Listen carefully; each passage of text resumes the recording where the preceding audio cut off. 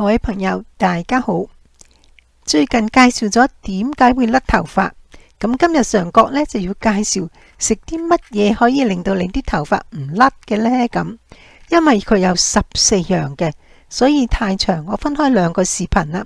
其實關於呢個視頻嘅長短呢，有網友提議我，你可唔可以將佢加長啲，最少10分鐘呢？其實因為我呢個簡陋嘅視頻呢，係只係有聲而係冇呢個嘅動畫嘅，而咁樣嘅聲線你嘅專注力只係得5分鐘到嘅啫，所以我所有嘅視頻盡量都維持喺5分鐘之內。所以今日呢個比較長呢，就要分開2個啦，希望大家包容啦。我哋先要了解我哋頭髮嘅健康呢，同身體嘅健康係息息相關嘅。而健康嘅飲食習慣呢，淨係提供我哋身體所需嘅營養嘅主要來源。好多研究都顯示啊，當我哋身體嘅營養不足或者缺乏某些嘅關鍵營養素嘅時候呢，係會直接導致你甩頭髮嘅。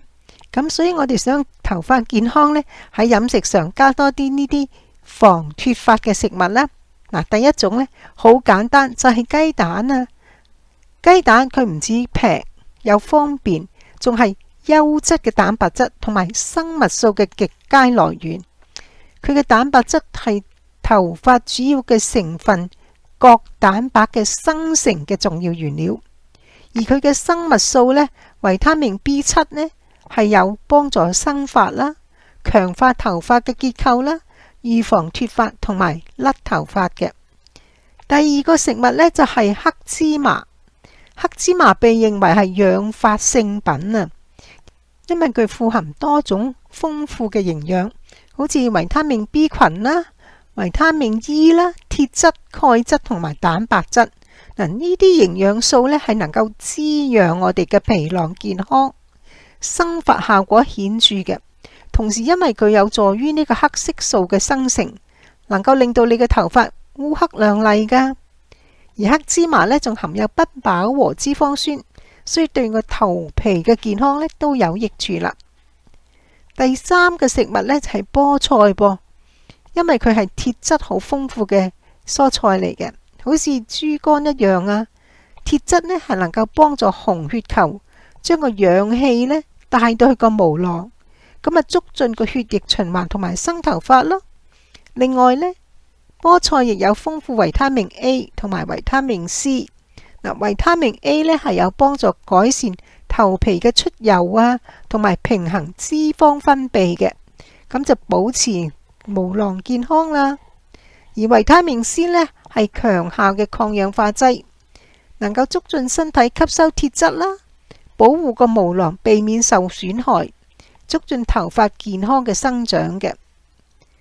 第4啊，係深海嘅魚類啊，好似三文魚啊、青魚、沙甸魚呢啲深海魚呢，因為佢有大量嘅 Omega 3脂肪酸，而呢樣嘢呢係健康脂肪嚟嘅，可以滋潤你嘅頭皮，減少頭皮發炎噶，為生頭髮呢提供良好嘅健康狀況。而三文魚呢亦提供優質蛋白質同維他命 D 噃。嗱，呢啲呢全部都係毛囊健康同埋生頭髮嘅關鍵營養素，仲可以改善甩頭髮問題添。第5樣呢，就係堅果類啊，堅果係防脫髮食物嘅明星嚟嘅噃，因為佢有富含嘅鋅、生物素、維他命 E 同埋不飽和脂肪酸。嗱，鋅呢對毛囊細胞嘅生長同埋修復係好緊要嘅。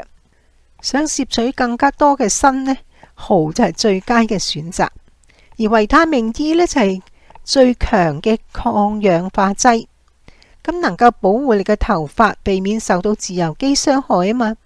所以每日食一小把嘅堅果呢，係能夠令到你嘅頭髮進行營養嘅補充噶。第6呢，就係紅蘿蔔，因為佢富含維他命 A 前驅物 β 胡蘿蔔素。同番薯一樣啊，佢會喺身體裏邊轉化成為維他命 A， 而維他命 A 呢對維持頭皮嘅健康好緊要噶，能夠幫助你嘅頭皮分泌適量嘅油脂，令到你嘅頭髮保持光澤啦，同時亦可以幫助你生髮嘅。第七樣呢，就係藍莓啦。藍莓係維他命 C 同多種抗氧化劑嘅極佳來源，好似紅色嘅甜椒，佢含有豐富嘅營養㗎。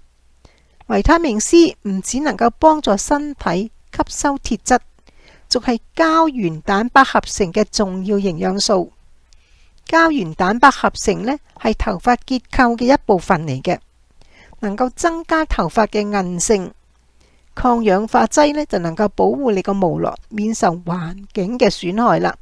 所以以上提供呢七樣呢，都可以令到你啲頭髮健康㗎。咁至於另外嗰七樣呢，下個視頻再為你詳細分析啦。多謝你收聽。